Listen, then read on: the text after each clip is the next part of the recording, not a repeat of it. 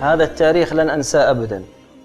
12/11/1426 في تمام الساعة تقريبا 9 مساء أتت رسالة على الجوال: انتقل إلى رحمة الله الشيخ الدكتور علي عبد الله جابر إمام الحرم.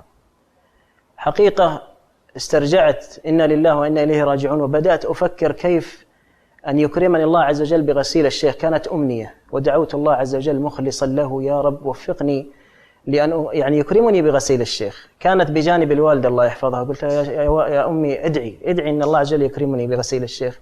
بدأت الاتصالات مع الشباب: الشيخ فين موجود جثمان الشيخ؟ فاكتشفنا أنه في إحدى المستشفيات الخاصة في جدة.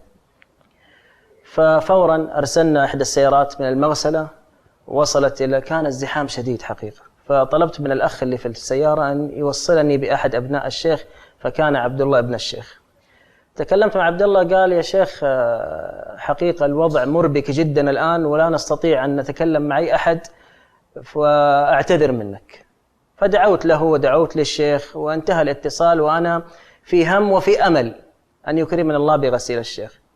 تقريبا اليوم الثاني في الساعة 8 صباحا إذا باتصال يأتيني من ابن الشيخ أخونا الأستاذ عبد الله، ويقول لي: الآن إذا تريد أن تحضر الآن أحضر، احنا جاهزين ونبغى نخرج الشيخ. فكبرت وفرحت جدا، أرسلت سيارة إلى الشيخ، وصلت عند المستشفى إذا بالكادر الطبي كامل والإداري في المستشفى يقف عند بوابة المستشفى. أخرجنا الشيخ من الثلاجة وتوجهنا إلى المغسلة.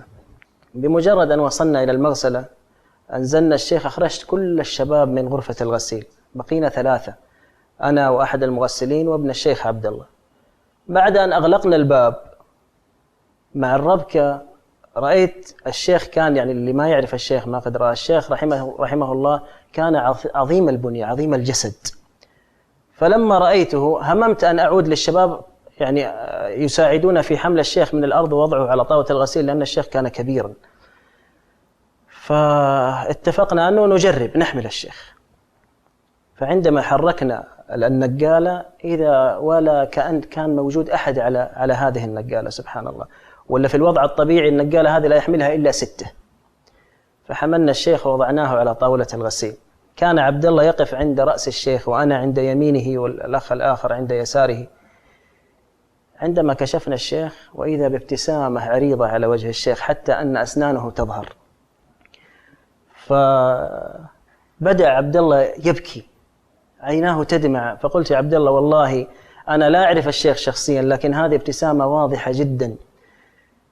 المفاجأة لم تكن هنا. المفاجأة عندما وضعت يدي على جسد الشيخ إذا بالجسد ليست فيه برودة، يعني برودة خفيفة، إنسان مات قبل قليل. فالتفت إلى عبد الله قلت له: الشيخ من متى دخل الثلاجة؟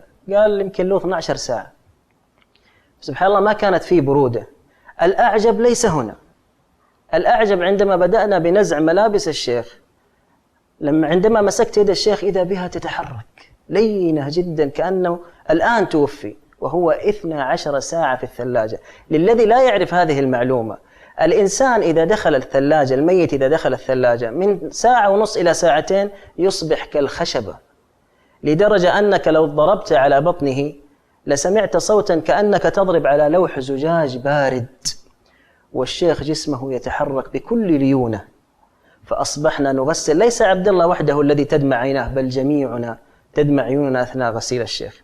فكانت كرامة عظيمة للشيخ رحمه الله. انتهينا من الشيخ من غسيله وتجهيزه، ثم انتقلنا إلى مكة. طوال الطريق ونحن نمشي المواكب خلفنا لا تنتهي، الناس تتجاوز ثم تنظر إلى السيارة وتشير لنا: هل هذه جنازة الشيخ؟ نقول: نعم. يعودون حتى أصبح الخط أمامنا فاضي والناس وراءنا طويل، موكب طويل جدا. وصلنا إلى الحرم قبل صلاة العصر، ثم دخلنا الحرم ودخلنا الشيخ لا تعد ولا تحصى.